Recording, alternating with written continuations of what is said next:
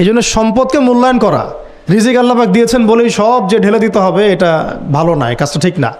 আল্লাহ পাক আজকে আপনাকে হয়তো 1 কোটি টাকা দিয়েছেন, কালকে আল্লাহ না করুক 1000 টাকার জন্য মানুষের কাছে হাত পাততে বাধ্য করতে পারেন আল্লাহ পাক। এমনও কিন্তু দিন আসতে পারে, দিন সবসময় সমান থাকে না। আজকে আপনার কাছে 1 কোটি টাকা আছে, কিছু মনে হচ্ছে না, কালকে কে জানে আল্লাহ না করুক যে 1000 টাকা কারো কাছে চাইতে হচ্ছে, 1000 টাকার জন্য ঠেকে গেছেন, হতে পারে না? তো রিজিককে মানুষ তাজিম না করলে রিজিক দূরে চলে যায়। দুটো বিষয় খেয়াল রাখবেন, দুটো বিষয়। এক হচ্ছে মাঝে মাঝে মনের মধ্যে কিছু আমল করার ইচ্ছা আসে না? মনে হলো যে আচ্ছা একটু 10টা আয়াত পড়ি, মনে আসে না মাঝে মাঝে? এমন মনে হয় না? ওই সময় এই যে মনের মধ্যে যে এই ইরাদাটা জাগ্রত হওয়া, এটাকে আমরা বলি ওয়ারিদ। অন্য ভাষায় আপনি বলতে পারেন মেহমান। কি বলতে পারেন? এটা আল্লাহর পক্ষ থেকে আপনার কলবের মধ্যে মেহমান হিসেবে এসেছে। এখন আপনি যদি আমলটা করেন, সেই মেহমান বারবার আপনার কলবে আসবে। যদি আপনি ওই সময় আমলটা না করেন, মেহমান চলে যাবে, মেহমান অসম্মানিত হলে পরে আর আসবে না। একইভাবে রিজিক আল্লাহ পাক দিয়েছেন, এর তাজিম যদি করতে পারেন রিজিক বেশি আসবে। রিজিকের তাজিম সম্মান করতে না পারলে রিজিক আসবে না, বেশি কমে যাবে। উসমান রাদিয়াল্লাহু আনহু সবচেয়ে ধনী ছিলেন না? কেন জানেন? কেন? এটা কি জানেন কেন ধনী ছিলেন? একে তো তিনি প্রচুর দান সদকা করতেন, এটা তো আপনারা জানেনই। আরেকটা জিনিস অনেকে জানে না, তিনি উটের পিঠে বসেছিলেন, কিছু একটা খাচ্ছিলেন, এই 2-1টা দানা পড়ে গেছে নিচে। উটের পিঠ থেকে নেমেছেন, নেমে সেই দানা উঠিয়েছেন, পরিষ্কার করেছেন, ধুয়েছেন, আবার খেয়েছেন। তার এই 2-4টা দানার কোনো কিন্তু মানে পরোয়া না করলেও চলে, তার প্রচুর অর্থ সম্পদ আছে। এত অর্থ সম্পদ যে তাবুক যুদ্ধের দিন 30,000 সেনাবাহিনীর দায়িত্ব নিয়েছেন। 30,000 সেনাবাহিনীর দায়িত্ব নিয়েছেন। সেনাবাহিনী যাবে, থাকবে, খাবে, তাঁবু টাঙাবে, সব দায়িত্ব তার। 30,000 সেনাবাহিনীর দায়িত্ব নেওয়া কি চারটাখানি কথা? তো এই সাহাবী এই কয়েকটা খাবারের দানা উঠিয়ে খেলেন। নবী সাল্লাল্লাহু আলাইহি ওয়াসাল্লাম বলেছিলেন যে তোমাকে আল্লাহ পাক রিজিক বাড়িয়ে দিবেন না কেন? তুমি রিজিকের যে তাজিম, যে সম্মান তুমি করো, এর বদৌলতে আল্লাহ পাক তোমাকে বেহিসাব রিজিক দিবেন ইনশাআল্লাহ। দুইটা বিষয় খেয়াল রাখবো। আমলের মেহমান হৃদয়ের মধ্যে আসলে তাকে ফিরায় না দেওয়া, তাহলে সেই মেহমান কিন্তু আর আসবে না। মেহমানকে মূল্যায়ন করলে মেহমান বারবার আসবে ইনশাআল্লাহ। আর রিজিকের তাজিম না করলে রিজিক কিন্তু আপনার ঘরে বেশি বেশি আসবে না। এমনি তো হারামের যুগ, এমনি সুদের যুগ, এমনি ঘুষের যুগ। অলমোস্ট এভরি ফ্যামিলি সুদখোর এখন, অলমোস্ট এভরি ফ্যামিলি। মেয়েরা স্পেশালি যারা শাশুড়ি টাইপের, আপনারা মাইন্ড করেন না, তাদের সাইকোলজি যে এতই নিচে নেমে গেছে এখন যে আমার মেয়ে জাহান্নামে যায় যাক, হ্যাঁ আমার মেয়ে জাহান্নামে যায় যাক, সমস্যা নাই, দুনিয়াতে সে যেন ভালো থাকে। এটা কেন বললাম? একটা সুদখোরের ঘরে তুলে দিতে সে দ্বিধাবোধ করতেছে না, একটা দুর্নীতিবাজের ঘরে তুলে দিতে দ্বিধাবোধ করতেছে না, একটা ঘুষখোরের ঘরে তুলতে দ্বিধাবোধ করতেছে না, হ্যাঁ একটা মানে কি বলবো মাদক সেবী, ড্রাগ এডিক্টেড বা এই যে আর কি বলবো ফাসেক জালেম, এই ধরনের ঘরে উঠাই দিতেও সে দ্বিধাবোধ করছে না। 5তলা বাড়ি চাই আমার, আর কি আমার মেয়ে 5তলা বাড়ি থেকে সুখে থাকবে। এই যে সুখের ডেফিনেশন এখানে দিয়েছেন আপনারা। এই জন্য কত হাজার হাজার মেয়ের জীবন নষ্ট করে দিয়েছেন আপনারা। আমার কথা মাইন্ড করে না, হাজার হাজার মেয়ের জীবন মায়েরা নষ্ট করে দিয়েছে, শুধুমাত্র মেয়েদের দুনিয়াবি সুখ এর সংজ্ঞাটা বুঝতে ভুল করার কারণে। এর নাম যদি সুখী হইতো তাহলে অমুসলিমরা সুখী না কেন? পশ্চিমারা সুখী না কেন? ওরা আত্মহত্যা করে কেন? এইভাবে মেয়েদের জীবন নষ্ট করেছেন। অথচ অল্প যদি হালাল রিজিকও হতো, আল্লাহ পাক তাকে বরকত দিতেন, সুখে থাকতো। তা আল্লাহ পাক আপনাদেরকে রিজিকের মূল্য বোঝার, তাজিম করার তৌফিক দান করেন, আমিন। তো অনেক ভিতরে চলে যাচ্ছে আমি, সময় আমাদের হাতে আরও শর্ট হয়ে আসতেছে। তো এখানে একটা কথা বলে দিব যে রিজিকের প্রসঙ্গ যেহেতু আসছে, যে হালাল খেতে হবে আমাদেরকে, হারামের দ্বারস্থ হওয়া যাবে না। আপনার স্বামী যদি হারাম খায়, আপনি স্বামীকে বুঝান, তাকে ওই চাকরি ছেড়ে দিতে আপনি উৎসাহিত করেন। আমি আপনাদেরকে একটা অনেস্টির সাথে একটা কথা বলি, যত এই যে প্রশাসনে যত ঘুষখোর আছে, ঠিক আছে, যত দুর্নীতিবাজ আছে, যত মাদকসেবী আছে, মাদকের ব্যবসায়ী আছে, যত সুদখোর আছে, এরা সবাই কেন এই খারাপ কাজগুলো করে জানেন? তার স্ত্রীকে ভালো রাখার জন্যে, তার মাকে ভালো রাখার জন্যে, তার সন্তানদেরকে ভালো রাখার জন্য। তাহলে স্ত্রী হিসেবে, সন্তান হিসেবে মেয়ে হিসেবে আপনি বলবেন যে আমাদের এইসব ভালোর দরকার নাই আব্বু, হে আমার প্রিয় স্বামী আমার এসব ভালোর দরকার নাই, হে আমার ছেলে আমার এসব ভালোর দরকার নাই, তুই হালাল পথে থাক, ওইখানে তুই আমাকে ডাল ভাত খাওয়া, আমি খুশি আছি। এইভাবে আপনারা তাদেরকে মোটিভেট করেন, দেখবেন সমাজে হারাম কমে গেছে ইনশাআল্লাহ। আর হারাম খাওয়া এই ছেলে মেয়েগুলোও কিন্তু মানুষ হবে না। হারাম খাওয়া যে ছেলে মেয়েগুলো রক্ত মাংস গড়ে উঠছে, এরাও কিন্তু মানুষ হবে না। আল্লাহ পাক আমাদেরকে হালাল খাওয়ার তৌফিক দান করেন, এবং এই হালালের জন্য আপনাদের ভূমিকা অনেক বেশি। আমরা উত্তরবঙ্গ সহ দেশের বিভিন্ন জায়গায় সফর করে যেটা দেখেছি, যত সুদী এনজিও আছে না, এনজিওগুলোর মধ্যে মহিলাদের নামই বেশি, জানেন, মহিলাদের নাম বেশি সুদী এনজিওতে। তো এই দাওয়াতগুলো আমরা মা বোনদেরকে দিতে চাই যে কোন অবস্থাতে যেন হারাম রিজিকের দিকে আপনারা না ধাবিত হন, এবং রিজিকের তাজিম করেন, পরিবারের মধ্যে হৃদ্যতা ভালোবাসা বজায় রাখেন, একে অপরকে বিশ্বাস সম্মান এবং শ্রদ্ধা করেন। ইনশাআল্লাহ তাআলা আপনাদের পরিবারও সুখী হবে, রিজিকও সুন্দর হবে এবং রিজিকে বরকত হবে ইনশাআল্লাহ। এরপরে আমি আর দু একটা পয়েন্ট নোট করেছি, বলে শেষ করে দিচ্ছি যে এটা স্পেশালি আমি আমাদের ওইসব দিনই বোনদেরকে বলতে চাচ্ছি যে বোনেরা এখনও বিয়ে শাদী করেন নাই। সেটা হচ্ছে যে বিয়ে করার আগেই দিনের বেসিক লেখাপড়া শেষ করেন। এত পাগল হওয়ার দরকার নেই। আগে চরিত্র হেফাজত হচ্ছে না, রোজা রাখেন, ঠিক আছে। দিনই পড়াশোনা আগে শেষ না করে বিয়ে করতে যায় না। বহু আলেমা যারা মাদ্রাসা লাইনের ছাত্রী ছিল, দিনই পড়াশোনা শেষ না করে বিয়ে পিড়িতে বসার কারণে কেরিয়ার ধ্বংস হয়ে গেছে। বিয়ে পরে করেন, আগে পড়াশোনাটা তুলনামূলক পড়াশোনাটাকে শেষ করে নেন। তুলনামূলক পড়াশোনা শেষ করতে 18 থেকে 20 বছর বেশি লাগে না। যদি আপনি শুরু থেকে শুরু করেন, একদম 18 থেকে 20 বছর হতে হতে আপনার পড়াশোনা মোটামুটি শেষ হয়ে যাবে। আর যে সাবজেক্টগুলো বললাম আমি, ওইগুলোই বেসিক পড়াশোনা। এখন এটা হয়তো সবার ভাগ্যে নসিব নাও হতে পারে, সেক্ষেত্রে বিকল্প অপশন আমরা যাব। কিন্তু আগে মূলনীতি হচ্ছে একটা লেভেল পর্যন্ত পড়াশোনা করার পরেই বিয়ে করেন, কারণ বিয়ের পরে আপনার যত রেসপন্সিবিলিটি আসবে, এটা তখন পড়াশোনা মেনটেন করা এতটাও সহজ না, প্রায় অসম্ভবের পর্যায়ে পড়ে যায় আর কি। আর দু একটা বাচ্চা কাচ্চা হয়ে গেলে তো তখন আর কোনো কথাই নাই।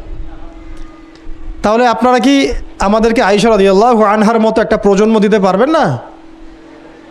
যদি এটা আপনাদের উদ্দেশ্য হয়, সেক্ষেত্রে কি পড়াশোনা শুরু থেকে করা উচিত না?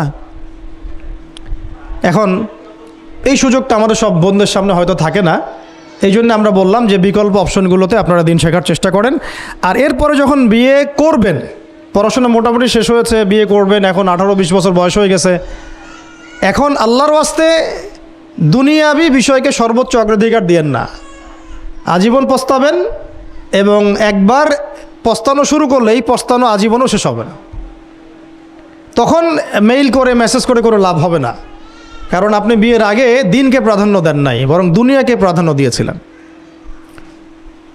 আপনি বিয়ের আগে দিনকে প্রাধান্য দেন নাই, বরং দুনিয়াকে প্রাধান্য দিয়েছেন। যখন আপনি সবসময় পরকালকে, আল্লাহকে, তার রাসূলকে প্রাধান্য দিবেন, দিনকে প্রাধান্য দিবেন, দুনিয়া আল্লাহই গুছিয়ে দিবেন। আর যখন আপনি দুনিয়াকে সর্বোচ্চ অগ্রাধিকার দিবেন, দিন আপনার কাছ থেকে দূরে সরে যাবে। দিনের একটা গায়রত আছে, একটা ব্যক্তিত্ব, দিনের একটা স্বতন্ত্র গায়রত আছে, সে সবার কাছে ধরা দেয় না। যে তাকে মূল্যায়ন করে তার কাছেই দিন আসে, যে তাকে মূল্যায়ন করে না তার কাছে দিন আসে না। তো দিনদার ছেলেকে প্রাধান্য না দিয়ে বিয়ে করতে যায় না, জীবনটা ধ্বংস হয়ে যাবে। হ্যাঁ, আমি বলছি না দিনদার ছেলে মাদ্রাসাতেই থাকে না, জেনারেল লাইনেও থাকতে পারে, ডক্টরও হতে পারে, ইঞ্জিনিয়ারও হতে পারে, কিন্তু এটা বাহ্যিকভাবে এটাকে জাস্টিফাই করাটাও ডিফিকাল্ট। কিছু ক্রাইটেরিয়া দেখে আপনি একটু আন্দাজ করতে পারেন, পুরোপুরি হয়তো কখনোই বুঝতে পারবেন না। সেটা হচ্ছে দিনের প্রতি তার ফিকির কেমন, দিন নিয়ে তার কাজ কেমন, তার লাইফস্টাইল কেমন, তার পরিবার কেমন, কোন পরিবেশে সে বড় হয়ে উঠেছে, তার একাডেমিক্যাল সার্টিফিকেট কেমন, তারপরে তার দাওয়াতের মেহনতে অ্যাক্টিভিটিস আছে কি না, বা ব্যবসা হালাল কিনা, বা চাকরিটা হালাল কিনা, নামাজ ঠিক আছে কিনা, তার মধ্যে সুন্নাহ আছে কিনা। এগুলো কিছু বাহ্যিক সাইন, যেগুলো দেখে আমরা একটা আইডিয়া নিতে পারি। তারপরে বলবো যে এখানে 100% আপনি এনশিওর হতে পারবেন না, ওইটা আল্লাহ পাকের হাতে। তো ওইটাও যদি এনশিওর করতে চান, তাহলে কি করতে হবে? তাহলে নিজেকে দিনদার হতে হবে। আমি নিজে যদি ভালো দিনদার হই, তাহলে ইনশাআল্লাহ আল্লাহ পাক আমাকে দিনদার স্ত্রী দিবেন। নিজে দিনদার না, তাহলে কি রেডিমেড দিনদার ছেলে আসবে? কখনই আসবে না। দোয়া করতে হবে, রব্বানা হাব লানা মিন আজওয়াজিনা ওয়া যুররিয়াতিনা কুররাতু আয়ুন ওয়াজআলনা লিল মুত্তাকিনা ইমামা, দোয়া করতে হবে যে রব্বি হাবলি মিনাস সালিহিন, রব্বি হাবলি মিন লাদুনকা যুররিয়াতান তাইয়্যিবা ইন্নাকা সামিউদ দুআ। এই বিষয়গুলো দেখে খেয়াল রাখবেন। আর শরীয়তের মেজাজ মাথায় রাখা, শরীয়তের মেজাজের কথাটা আজকে এই জন্য বলছি যে আমরা আমাদের দেশে যে প্রবলেমটা দেখি, ইসলামের পূর্ণাঙ্গ বিষয়গুলো মানুষ মাথায় রাখতে চায় না। ইসলামে যেমন নামাজ, রোজা, হজ, যাকাত আছে, ইসলামে কিন্তু দাওয়াত, তাবলিগ, জিহাদও আছে, তাই না? ইসলামে কিন্তু শরিয়া আইনও আছে, হুদুদ, কেসাস আছে, ইত্যাদি আছে। আমাদের সমাজে দেখেন নামাজ শব্দ পরিচিত কিন্তু কেসাস শব্দ পরিচিত না। কেসাস মানে কয়জন জানেন যে কেসাস শব্দ অর্থ কী? অনেকেই জানে না, কিন্তু কেসাস একটা কোরআনের একটা ফান্ডামেন্টাল বিধান যে কেউ যদি আপনার চুরি করে হাত কেটে ফেলতে হয়, কেউ যদি ব্যভিচার করে বেত্রাঘাত করতে হয়, বিবাহিত হলে রজম করতে হয়, কেউ যদি মুরতাদ হয় তারও মৃত্যুদণ্ড শাস্তি আছে, কেউ শাতেমে রাসূলকে গালি দিয়েছে তারও মৃত্যুদণ্ড আছে। এরকম অনেক বিধান আছে, হুদুদ এবং কিসাস আছে। হত্যার বদলে হত্যা, চোখের বদলে চোখ, জানের বদলে জান। আমাদের সমাজে এগুলো পরিচিত না। নামাজ পরিচিত কিন্তু, তাসবিহ তাহলিল পরিচিত, ঠিক আছে? এরকমই সমাজেও বহু বিবাহ এটা অপরিচিত। হ্যাঁ, আপনি একটা বিয়ে করে বাইরে 4টা 5টা 6টা মেয়ের সাথে খারাপ সম্পর্ক করলে সমাজ এটাকে প্রমোট করে, এটাকে কাছে আসার গল্প নাম দেয় আর কি। কিন্তু একটা মেয়ের পুরো জীবনের রেসপন্সিবিলিটি আপনি নেবেন হালালভাবে, তখন সমাজ আপনাকে বাঁকা চোখে দেখবে এবং বিতর্কিত করবে। তো আমরা এখনও ওই ইসলামের ওই মেজাজে যাইতে পারি নাই। আমার মেয়েকে বড় করার সময় এটা তার মাথায় ছোট থেকে দেওয়া উচিত যে হ্যাঁ, ইসলামে কিন্তু বহু বিবাহের ব্যাপারও আছে, ওকে ওইভাবেই ওই মেজাজেই বড় করা উচিত। এখানে আরেকটা প্রশ্ন আসতে পারে যে এটা তো ঐচ্ছিক। অবশ্যই ঐচ্ছিক, কেউ চাইলে করতে পারে, কেউ চাইলে নাও করতে পারে, সবার উপর এটা ফরজ না, কখনোই না। এবং এটাকে আমরা বড় স্কেলে এটাই সুন্নত এটাও বলতে পারবো না। ওইটা একটা নির্দিষ্ট প্রেক্ষাপটে অ্যাপ্লাই করার বিষয় ছিল।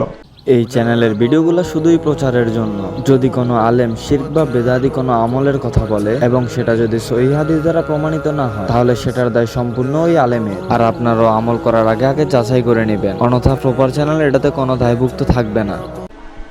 যেমন উহুদের যুদ্ধ হয়ে গেছে, অনেক মেয়ে এতিম হয়ে গেছে, এখন এই মেয়েগুলোর দায়িত্ব কে নেবে?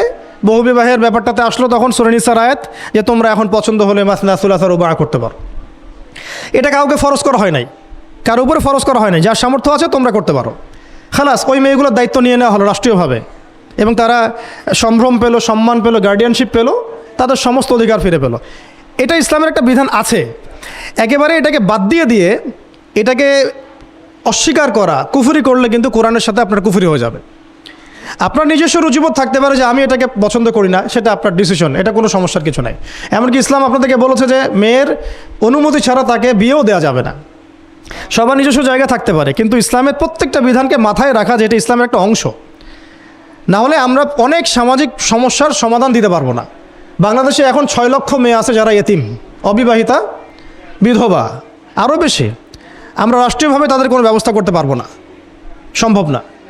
তো এইখানে মেয়েদেরকে, যেহেতু মেয়েদের মধ্যে আমি কথাগুলো বলছি, এই জন্য আমি এই কথাটা টাচ করলাম যে ইসলামের পূর্ণাঙ্গ বিষয়গুলো আমাদের মাথার মধ্যে রাখা, যে আমাদের যেন এমন কোনো বিষয়কে অস্বীকার করে না বসি যেটা আবার আমাকে ইমান থেকে বের করে দিবে। আমার নিজের আমল না হতে পারে, আমি নিজে সেটা পছন্দ না করতে পারি, বা আমার মতামত থাকতে পারে, সেটা আলাদা ইস্যুস। কিন্তু ইসলামের বিধানগুলোকে আমরা কোনোভাবে যেন ডিনাই করতে না যাই, এটা আমাদের মাথায় রাখতে হবে। আর এটা সমাজের কল্যাণের জন্যই আল্লাহ রাব্বুল আলামিনের পক্ষ থেকে একটা এখতিয়ার দেওয়া হয়েছে। আর দুটা বিষয় বলে শেষ করে দিচ্ছি, সেটা হচ্ছে ওই যে ইলমের কথা বলেছিলাম শুরুতে, এর সাথে আমি আমার ব্যক্তিগত জীবন থেকে বলছি আর 3টা জিনিস ইলমের সাথে খুব বেশি কানেক্টেড, এটা মাথায় রাখবেন। একটা হচ্ছে আদব। একটা কি? আদব। আদব রক্ষা করতে না পারলে ইলম অর্জন করতে পারবেন না। তাই আদব রক্ষা করার জন্য আমাদেরকে ওই জেনারেল লাইনে পড়াশোনার মেজাজটা ত্যাগ করে আসতে হবে। আমরা ওইখানে যে মেজাজে পড়াশোনা করি, ওই মেজাজটা আমাদেরকে একটু কর্পোরেট হতে শেখায়। মানে আমি বেতন দিয়েছি 500 টাকা, আমি 500 টাকার ক্লাস পাইলাম না কেন, তাই না? মেজাজটা এরকম আর কি। অথচ এখানে ওস্তাদের দোয়া নেওয়ার জন্য আমাদেরকে সিরিয়ালে দাঁড়িয়ে থাকতে হবে। এটা হচ্ছে এই প্ল্যাটফর্ম, এটা হচ্ছে ওই অন্য জায়গা। এখানে একজন নবী হয়েও মুসা আলাইহিস সালাম যুগের পর যুগ হাঁটছেন এমন একজন ব্যক্তির সাক্ষাতের জন্য যিনি তার চেয়ে বেশি জ্ঞানী। তার নাম খিদর আলাইহিস সালাম, যিনি তাকে সাথে নিতে চাচ্ছেন না। তিনি বলছেন যে ইন্নাকা লান তাস্তাতিআ মাইয়া সাবরা, তুমি তো আমার সাথে ধৈর্য ধরতে পারবে না। কিন্তু মুসা আলাইহিস সালাম তারপরও চললেন, বারবার প্রশ্ন করলেন, কিন্তু শেষ পর্যন্ত সম্পর্ক কিন্তু নচ্ছেদ হয়ে গেল। মনে আছে কি? হাদিস সূরা কাহফের কথা বলছে। তো এটা হচ্ছে এই ইলমের জায়গাটা এমন একটা ইলমের জায়গা যেখানে আদব রক্ষা না করলে ইলম পাওয়া যাবে না। আরেকটা বিষয় হচ্ছে তাসকিয়া, ইলম অর্জন করে ওস্তাদের কাছ থেকে দোয়া নেওয়া এবং আত্মশুদ্ধি অর্জন করা, মনের মধ্যে কোনো হিংসা না রাখা। আমাদের সবার এখন মনের মধ্যে যে হিংসা দিয়ে ভর্তি, হিংসাগুলোকে ছেড়ে দেন, মন বড় করে ফেলেন, আল্লাহর জন্য ছেড়ে দেন, হিংসা ত্যাগ করেন, গীবত করা বন্ধ করে দেন, অপবাদ দেয়া তো একেবারেই নিষেধ, পরশ্রী কাতরতা ছেড়ে দেন, মনটাকে একদম খালেস করে রাখেন।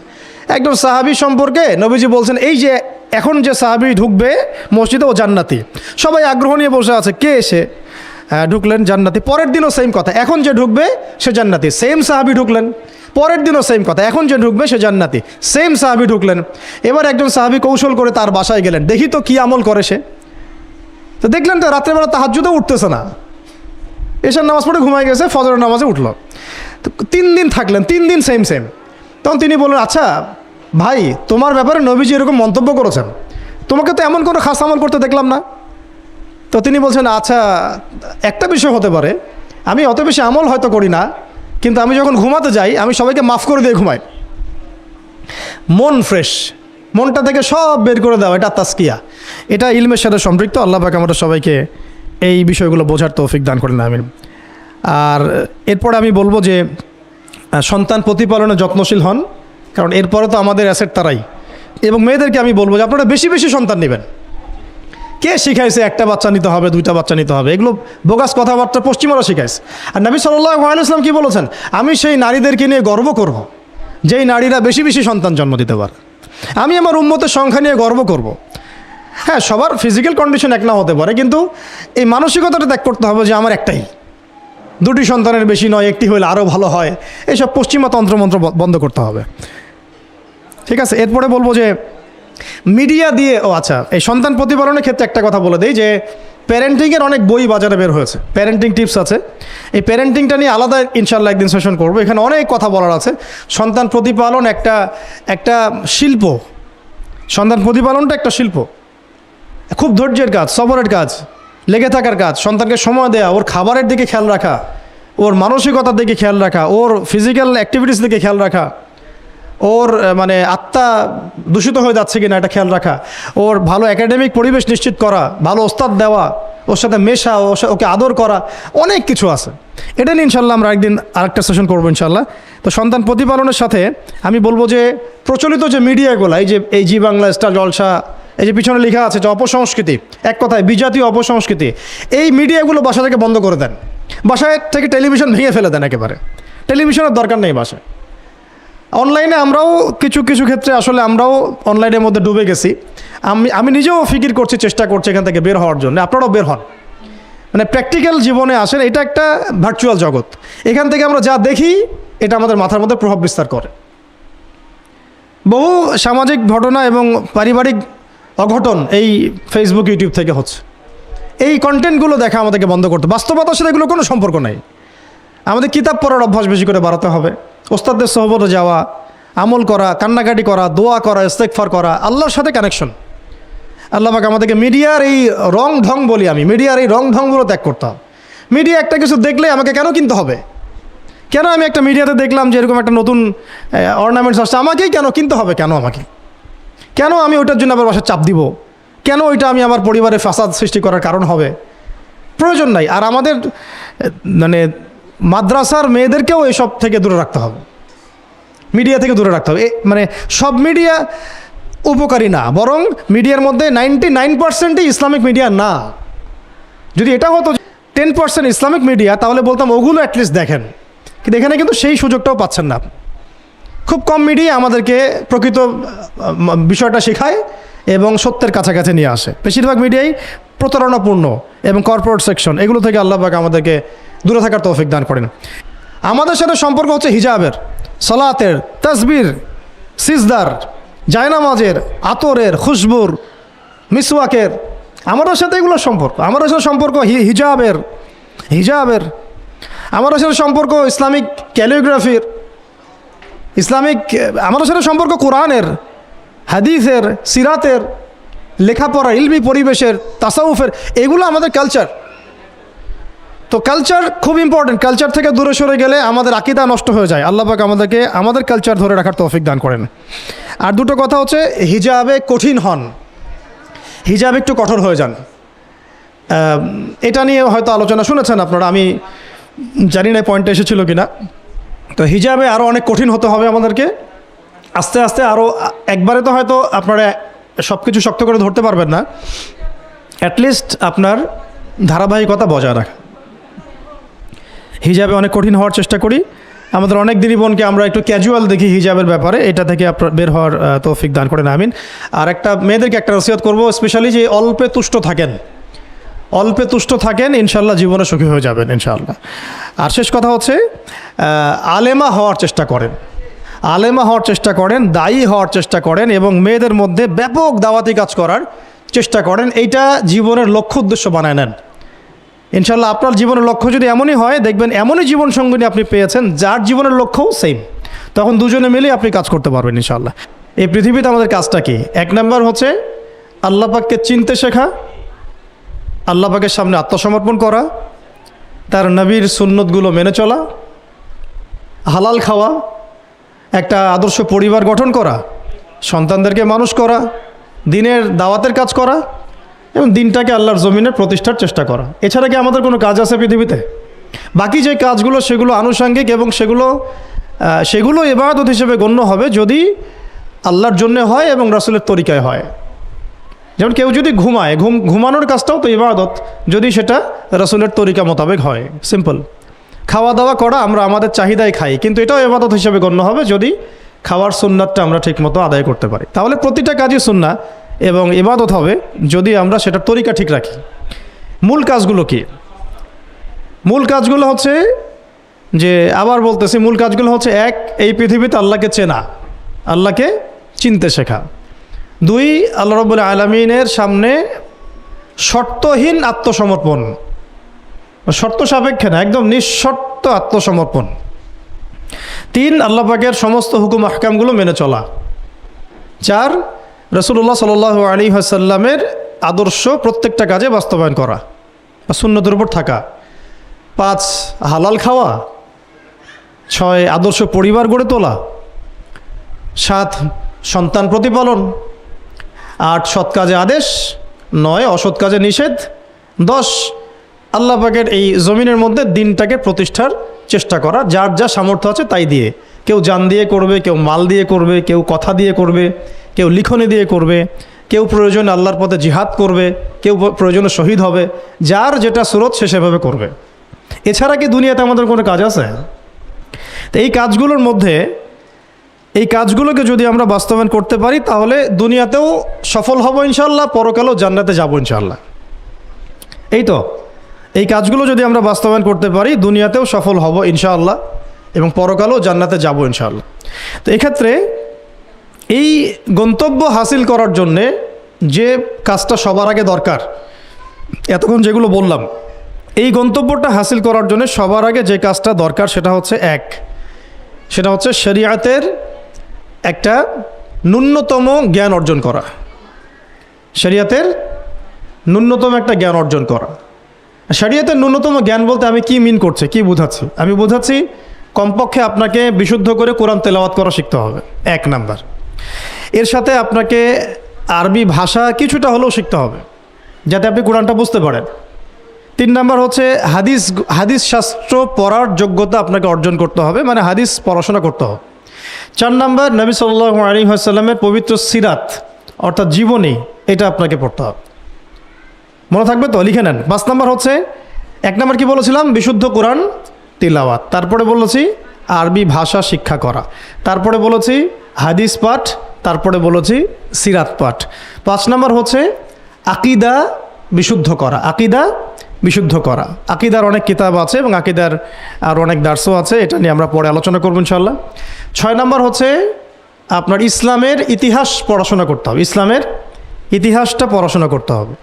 7 নাম্বার হচ্ছে ইসলামিক অর্থনীতি পড়াশোনা করতে হবে, ইসলামী অর্থনীতির জ্ঞান রাখতে হবে। 8 নাম্বার ইসলামিক পারিবারিক জীবন ব্যবস্থার জ্ঞান অর্জন করতে হবে, ইসলামিক পারিবারিক জীবন ব্যবস্থার জ্ঞান অর্জন করতে হবে। 9 নাম্বার সন্তান প্রতিপালন কিভাবে করতে হয়, ইসলামিক প্যারেন্টিংয়ের জ্ঞান অর্জন করতে হবে। 10 নাম্বার হচ্ছে যে ফিকহের জ্ঞান অর্জন করা। ফিকহ মানে হচ্ছে তুলনামূলক যে মাসলা মাসাইলগুলো না জানলে আমরা আমল করতে পারবো না, এই মাসলা মাসাইলগুলো জেনে নেওয়া, যেটাকে আমরা বলি যে ফরজে আইনের জ্ঞান। ফরজে আইনের জ্ঞান। তাহলে এখানেও 10টা পয়েন্ট বের হয়ে আসলো, তাই না? তাহলে আমার সাথে একটু রিপিট করেন। প্রথমে বলেছি ইলম অর্জনের ক্ষেত্রে আপনাকে কোরআনের আগে কোরআন দিয়ে শুরু করতে হবে। মানে কোরআন যিনি তেলাওয়াত করতে পারেন না তিনি হতভাগা। মুসলিম পরিবারে জন্মগ্রহণ করেও যিনি কোরআন তেলাওয়াত করতে পারেন না, আমি মনে করি না এই পৃথিবীতে তার চেয়ে হতভাগা কেউ আছে, আমি মনে করি না। মানে কোরআনের সাথেই সম্পর্ক নাই, মানে আল্লাহর কিতাবই সে তেলাওয়াত করতে পারে না, তো সে এই পৃথিবীর সম্পদ নয় বরং বোঝা। আল্লাহ পাক আমাদের সবাইকে আল্লাহর কিতাব শেখার তৌফিক দান করেন। এক নাম্বার, এখান থেকে শুরু হবে পড়াশোনা। আগেই একটা আদনান ভাইয়ের বই নিয়ে নিলাম, আগে একটা অমুক স্কলারের বই নিয়ে নিলাম, আগে একটা তমুক স্কলারের বই নিয়ে নিলাম, এভাবে পড়াশোনা শুরু করতে হয় না। পড়াশোনা শুরুটাই হবে আপনার কোরআন থেকে। সব বন্ধ, আগে কোরআন তেলাওয়াত থেকে শুরু করতে, তারপরে আপনি আরবি ভাষায় আসবেন, হাদিস পড়বেন, সিরাত পড়বেন, ইতিহাস পড়বেন, অর্থনীতি পড়বেন, আস্তে আস্তে পড়বেন। এভাবে ফিকহের জ্ঞান, আকিদার জ্ঞান, সন্তান প্রতিপালন, ইসলামিক এই জীবন ব্যবস্থা বা পারিবারিক জীবন ব্যবস্থার জ্ঞানগুলো অর্জন করা। তো ইনশাআল্লাহ আমরা এই জ্ঞানগুলো অর্জনের চেষ্টা করবো তো ইনশাআল্লাহ। এখন কঠিন প্রশ্ন হচ্ছে, এখন আমি তো বললাম একটা তাত্ত্বিক কথা বললাম, এখন আপনিও জানেন আমিও জানি, এইটা আপনি এখন কিভাবে করবেন, কিভাবে করবেন, সম্ভব কিনা আপনার পক্ষে? কারণ এখানে অনেকেই, বেশিরভাগই হয়তো বা জেনারেল ব্যাকগ্রাউন্ডের মানুষ, যারা অনার্সে পড়েছেন, মাস্টার্স পড়েছেন বা এখন ফ্যামিলি লাইফে আছেন, কেউ কখনোই মাদ্রাসার দুয়ারেও যেতে পারেন নাই। তাহলে এখন যদি আপনি এগুলো শুরু করতে চান, তাহলে আপনার সামনে অপশন কী আসলে? আপনি কি আবার শুরু থেকে মাদ্রাসায় ভর্তি হতে পারবেন? উত্তর হচ্ছে না। তাহলে সেকেন্ড অপশন হচ্ছে মাদ্রাসা ভিত্তিক যদি শর্ট কোর্স চালু করা হয়, সেই শর্ট কোর্সগুলো আপনাকে করতে হবে, এছাড়া তো কোনো অপশন নাই। 3 নম্বর আরও প্রশ্ন আসবে, এটা কি আপনি অফলাইনে সব জায়গায় মুভ করে করে করতে পারবেন? উত্তর হচ্ছে না। যদি আপনার অফলাইনে আপনার সামনে কোনো সুযোগ থাকে তাহলে তো ভালো, যে আপনার বাসার পাশে একটা মাদ্রাসা আছে বা আপনার এলাকাতে একটা সুন্দর মাদ্রাসা আছে, এটা থাকলে তো আলহামদুলিল্লাহ এবং ভালো, আমরা চাই সেটাই হোক। কিন্তু সবার ক্ষেত্রে এটা পসিবল হয়ে ওঠে না। এই কারণে অনলাইনের কোর্সগুলোর দিকেও একটু ফোকাস করতে পারেন, যাতে ঘরে বসে পর্দার সাথে আপনি কোর্সগুলো করতে পারেন। 4 নম্বর পয়েন্ট হচ্ছে, এই কোর্সগুলো করলেই আবার সব শেখা যায় না। কারণ অনলাইনের কোর্সগুলো তো আপেক্ষিক, এগুলো সব সামনাসামনি বসে তো পড়ানো হয় না, এই কারণে ইফেক্টটা আসে না। এই যে সামনে বসে লেকচার দিচ্ছে, এটার যে ইম্প্যাক্ট, এটা অনলাইন লেকচার শোনার ইম্প্যাক্টটা সেম না কখনোই। এই জন্যে আমরা সবসময় বলি যে ওস্তাদদের সামনে গিয়ে দার্স নেওয়া আর কি। তো এই সুযোগটা তো সব মেয়ে পাচ্ছেন না, এই জন্য আমরা আপনাদের প্রতি আহ্বান করব এবং আমরাও উদ্যোগ নেওয়ার চেষ্টা করব, যাতে প্রত্যেকটা বিভাগীয় শহরে, অ্যাটলিস্ট প্রত্যেকটা বিভাগীয় শহরে মেয়েদের জন্য একটা স্বনামধন্য, একটা আদর্শ দিনী মার্কাজ প্রতিষ্ঠা করা যায়, যেখানে অফলাইনে আমাদের দিনী বোনরা এসে সপ্তাহে 2 দিন 3 দিন শিখবেন। এতে ইনশাল্লাহ 1 বছর অনলাইনে পড়ার চাইতে বেশি ফায়দা হবে ইনশাল্লাহ। কিন্তু এই কাজটা আমার একার পক্ষে করা সম্ভব না, ওনার একার পক্ষে করা সম্ভব না। উনি বললাম এটা নিয়ে আবার ঝগড়া করতে পারে, আমাদের ওস্তাজার একার পক্ষে করা সম্ভব না, আমাদের প্রিয় ওস্তাজার একার পক্ষে করা সম্ভব না, ঠিক আছে? তো এটা আবার আমাদের সবাইকেই হাত লাগাতে হবে। আমার কাছে এত অর্থ সম্পদ নাই, আমার কাছে কোনো জায়গা জমিও নাই, থাকলে আমরা আল্লাহর রাস্তা ফি সাবিলিল্লাহ দিয়ে দিতাম। যাদের কাছে আছে তারা এগিয়ে আসেন, প্রতিষ্ঠান গড়ে তোলেন, প্রত্যেকটা এলাকায় একটা করে মেয়েদের মার্কাজ গড়ে তোলেন, টিচারদেরকে আমরা ট্রেন করে দিব ইনশাআল্লাহ, সিলেবাস আমরা দিয়ে দিব ইনশাআল্লাহ, মুআল্লিমা আমরা পাঠাবো ইনশাআল্লাহ। একটা এলাকার বোনদেরকে যেন বাইরে যেতে না হয়, সে এলাকার মধ্যেই তারা 100 জন 50 জন বসে বসে দিন শিখবে। সম্ভব না এটা করা?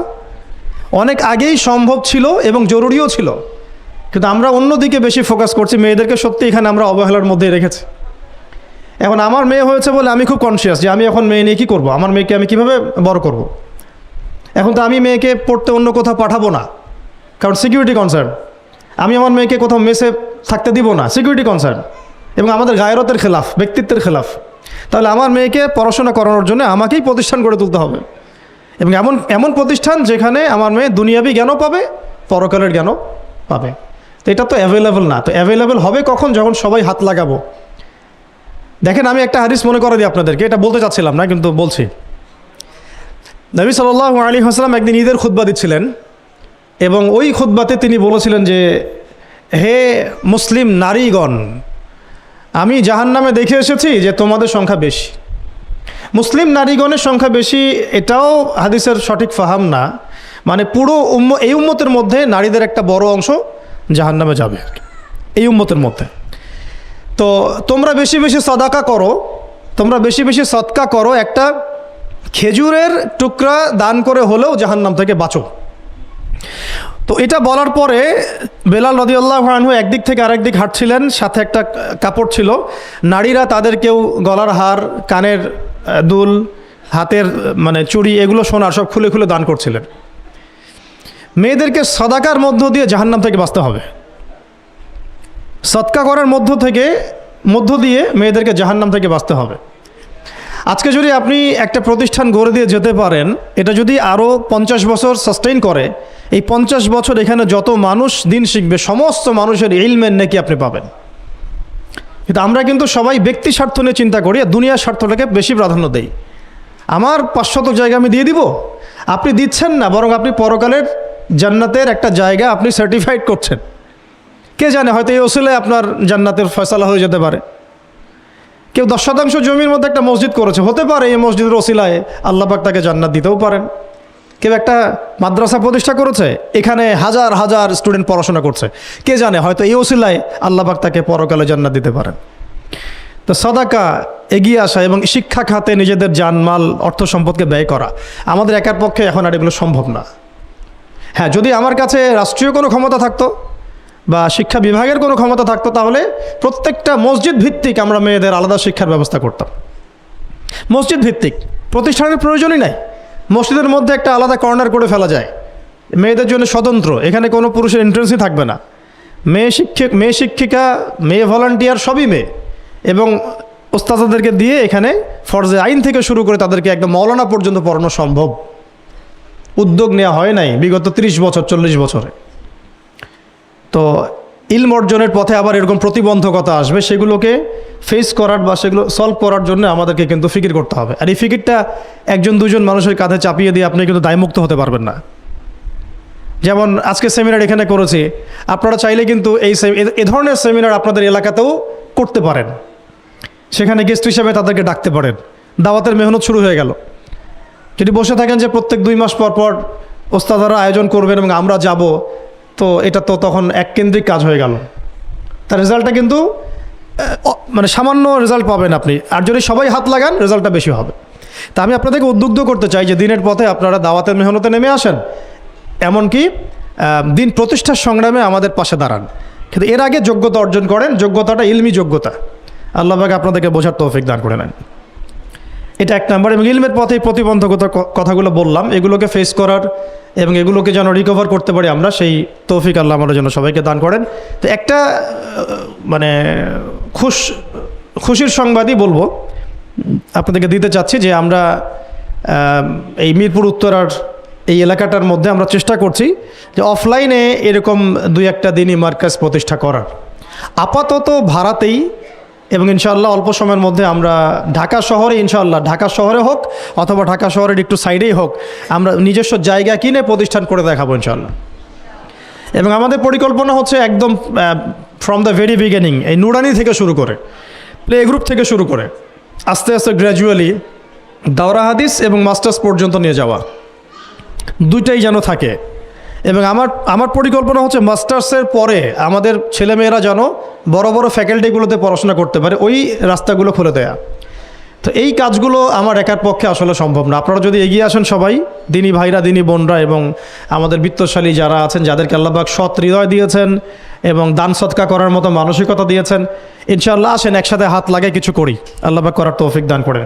আর এই দেশের এই সময়টা, দেশের চলমান এই সময়টা আমাদের জন্য দিনের কাজ করার একটা উর্বর সময়। এখন যদি আমরা এই বিষয়গুলো গুছিয়ে নিতে পারি, ইনশাআল্লাহ আগামী 10 বছর পরে ভালো ফলাফল পাবো ইনশাআল্লাহ। আমার মেয়ের বয়স আজকে থেকে 10 বছর পরে হবে 11 বছর। তো 11 বছর বয়সে আমি আয়েশাকে কোথায় দেখতে চাই, মারিয়ামকে কোথায় দেখতে চাই, ঠিক আছে, আমি আমার মেয়ে খাদিজাকে কোথায় দেখতে চাই, এটা আমাকে এখন থেকে ফিকির করতে হবে। রেডিমেড কিছুই পাবেন না, এই যুগ রেডিমেড আপনাকে কিছু দিবেই না। যদি মনে করেন একটা স্কুল প্রতিষ্ঠান চাচ্ছি রেডিমেড, যেখানে বাচ্চাকে ঢুকাবো ওকে আলেমা বানিয়ে বের করে দিবে, এমন কোনো প্রতিষ্ঠান আপনি পাবেন না। রেডিমেড কিছু হয় না, নিজের অনেক কন্ট্রিবিউশন লাগে এখানে। শুধু প্রতিষ্ঠান, শুধু কিতাব কখনোই একজন ব্যক্তির ভবিষ্যৎ গড়তে পারবে না। শুধু প্রতিষ্ঠান, শুধু কিতাব পারবে না। তো অনেক গভীরে চলে যাচ্ছি, মূল কথাটা আশা করি বোঝাতে পেরেছি। ইলম যেমন অর্জনও করতে হবে, ইলম মানুষের কাছে সহজলভ্য করার প্ল্যাটফর্মও তৈরি করতে হবে। আল্লাহ পাক আপনাদের সবাইকে এগিয়ে আসার তৌফিক দান করেন, আমিন। আসেন আমরা শুরু করি ইনশাআল্লাহ। আল্লাহ পাকের কাছে তারাই বেশি মকবুল, তারা বেশি সম্মানিত যারা প্রথমে শুরু করে। যদি আমরা এরকম 5টা প্রতিষ্ঠান করে ফেলি ঢাকায়, তখন দেখবেন দিনী বোনের অভাব নাই, অনেক হাজার হাজার বোন আসছেন সেমিনারে। কিন্তু তারা আসছেন কখন? যখন এটা রেডি হয়ে গেছে তখন। আর আপনারা এসেছেন কখন? যখন কিছুই ছিল না তখন। তো এটা লা ইয়াজতামিআন, এটা কখনো সমান হবে না। তো আল্লাহ পাক আমাদেরকে অগ্রজ হওয়ার তৌফিক দান করেন, আমিন। তো ইলমের সাথে 2 নম্বর যে পয়েন্টটা নোট আউট করবেন সেটা হচ্ছে বেশি বেশি আমল করা। আমলবিহীন ইলমের কোনো মূল্য নাই। আমলবিহীন ইলমের কোনো মূল্য নাই। এখন আমল করাটা কি খুব কঠিন? আমি আপনাদেরকে আমার ওস্তাজের একটা কথা বলি। আমার ওস্তাজ আমাদেরকে শিখিয়েছেন, বলেছেন যে আমল প্রতিদিন করা, অল্প হলেও প্রতিদিন করা। প্রতিদিন আপনি 10 পারা পড়তে পারবেন না হয়তো, ঠিক আছে 2 পৃষ্ঠা পড়েন। প্রতিদিন আপনি হয়তো 20টা হাদিস পড়তে পারবেন না, 2টা হাদিস পড়েন। প্রতিদিন হয়তো আমরা তাহাজ্জুদ, চাশত, আওয়াবিন, ফরজ, সুন্নাহ সব একসাথে হয় না, তাই না? তো ঠিক আছে, আপনি 8 রাকাত করে পড়তে পারছেন না, 2 করে না হয় পড়েন। 2 রাকাত তাহাজ্জুদ পড়েন, তাহাজ্জুদের হক আদায় হয়ে গেল।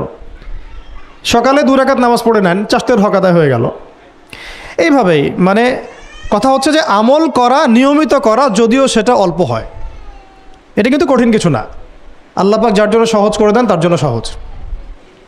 অজু করে ওয়াশরুমে গিয়েছেন, অজু করে ফেলেন, অজু দিয়ে 2 রাকাত নামাজ পড়ে ফেলেন। চলতে ফিরতে, আপনারা তো ঘরের কাজে বেশি ব্যস্ত থাকেন, চলতে ফিরতেই সুবহানাল্লাহ। প্রপার চ্যানেলের নির্মিত ভিডিওগুলো যদি আপনাদের কাছে ভালো লাগে তাহলে চ্যানেলটা অবশ্যই সাবস্ক্রাইব করবেন এবং অন্য প্ল্যাটফর্ম থেকে দেখে থাকলে ফলো করে দিবেন। সবাইকে আন্তরিকভাবে ধন্যবাদ ভিডিওগুলো দেখার জন্য।